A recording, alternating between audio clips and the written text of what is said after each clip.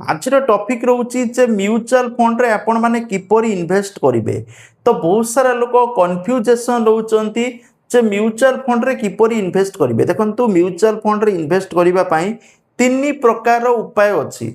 गोटे रोचे application through रे करिवे, ग्रो एप्लिकेशन हेगला, जेरोधा काइट रो बहुत सारा एप्लिकेशंस अछि, एंजल वन हेगला, बहुत सारा एप्लिकेशन नाभि एप्लिकेशन रे म्यूचुअल फंड इन्वेस्टमेंट ऑप्शन दोछि, बहुत सारा एप्लिकेशन म्यूचुअल फंड रे इन्वेस्ट पई ऑप्शन दोछि।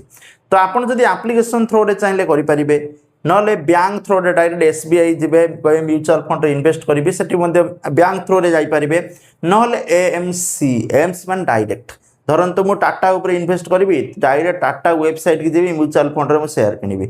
ठीक अच्छे, जदि जो कंपानी आपण चाहिए शेयर किनीपारे, धर आदानी उपर से मुझे चाहिए इन्वेस्ट करने आदान ऑफिशियल वेबसाइट जाए म्यूचुअल फंड रो शेयर किनिबी, तो डायरेक्ट करेंगे। डायरेक्ट कले आपको गोटे गोटे कंपानी अलग अलग रेजिस्टर करने पड़ो, किंतु जदि एप्लिकेशन थ्रो रे कले बैंक थ्रो रे कले थरे रेजिस्टर करेंगे, बहुत सारा कंपानी इन्वेस्टमेंट करेंगे। ठीक अच्छे, गोटे रेजिस्टर रे बहुत सारा कंपानी डिटेल्स देखिपारे। तेणु आपण मैंने म्यूचुअल फंड रे किपर इन्वेस्ट करेंगे संपूर्ण इनफॉरमेशन कहबी केउथरे केउ माने इन्वेस्ट करबा उचित। एमिति न कि आपण माने एप्लिकेशन करदेबे, बैंक रे करदेबे, तेणु केउ माने केउ जगह कले से भल पूरा डिटेल्स कहबी। तेणु वीडियो बिल्कुल स्किप करेंगे। चैनल नु आसले चैनल को सब्सक्राइब करके रखिने। Let's start. तो आज आम कथा एक गुरुत्वपूर्ण खबर जे म्यूचुअल फंड रे आपण माने किपर इन्वेस्ट करेंगे। सब मन रखते म्यूचुअल फंड रे इन्वेस्ट करिवार तीनोटी उपाय अच्छी। तीनोटी उपाय रे आपण माने इन्वेस्ट करेंगे। प्रथम उपाय रोचे एएमसी। एएमसी माने सबुठारु main asset management company, direct company ऊपर पैसा लगेदेवे। डायरेक्ट कंपनी ठीक जो ब्रोकर नहीं, आपन पैसा जहाँ आसो आपन नेबे, ब्रोकर कौन चार्जेस रखिबोनी। तेणु एएमसी पाखर किपरि निवेश करेंगे। एएमसी रो प्रमुख होची SBI mutual fund, HDFC mutual fund, ICIC mutual fund, Nippon India mutual fund, Axis mutual fund, Kotak Mahindra mutual fund, सबुतर Tata mutual fund, DSP mutual fund, ये बहुत सारा म्यूचुअल फंड अच्छे। आपण मैंने इन्वेस्ट करेंगे। डायरेक्ट प्लान रे निवेश करेंगे, दीर्घ समय रे खर्च कम हो पारे। Mutual fund investment application through रे कले कौन हम ना, आपण मैंने गोठरे रेजिस्टर करेंगे, बहुत सारा कंपनी रे रेजिस्टर माने आपण मैंने इन्वेस्ट करेंगे, किंतु हेटा कौन सब कंपनी अलग अलग रेजिस्टर करते पड़ो।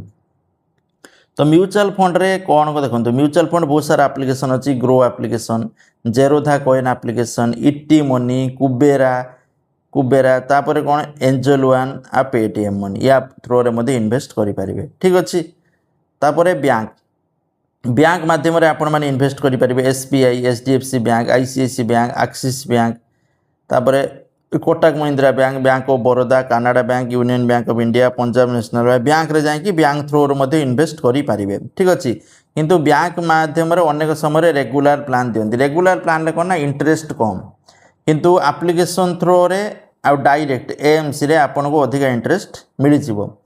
तेणु कौटा आपण भल देखो, सहज व्यवहार ग्रो किंबा इटी मनी आपण मैंने करूँ, कम खर्च एएमसी ऑफिशियल वेबसाइट एप्लिकेशन रे डायरेक्ट प्लान नेले आपन को भल जदि चाहूँगी।